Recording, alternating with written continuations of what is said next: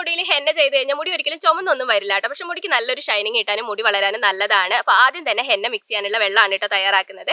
2 glass വെള്ളത്തിൽ 2 spoon ചായപ്പൊടിയും കാപ്പിപ്പൊടിയും ഇട്ടിട്ട് നന്നായിട്ട് തിളപ്പിച്ച് അരിച്ചെടുത്ത വെള്ളമാണ്. പിന്നെ ഞാനിവിടെ 4 സ്പൂൺ അളവിൽ ഹെന്ന പൗഡർ എടുക്കുന്നുണ്ട്. അതിനകത്തേക്ക് 3 സ്പൂൺ അളവിൽ തൈരാണ് ചേർത്ത് കൊടുക്കുന്നത്. പിന്നെ ഒരു അര കഷ്ണം നാരങ്ങയുടെ നീര് മൊത്തമായിട്ട് ചേർത്ത് കൊടുക്കുന്നുണ്ട്. ഇനി നമ്മൾ തിളപ്പിച്ച് വെച്ചിട്ടുള്ള ആ വെള്ളം ഉപയോഗിച്ചിട്ട് നമുക്ക് നന്നായിട്ട് ഇത് മിക്സ് ചെയ്തെടുക്കാം കേട്ടോ. കട്ടയൊന്നും ഇല്ലാത്ത രീതിയിൽ ഹെന്ന മിക്സ് ചെയ്യാം. ഹെന്ന മിക്സ് ചെയ്തിട്ട് ഒരു ദിവസം അങ്ങനെ തന്നെ വെച്ചിട്ട് പിറ്റേ ദിവസം ഉപയോഗിക്കുമ്പോഴാണ് നമുക്ക് നല്ല റിസൾട്ട് കിട്ടുക.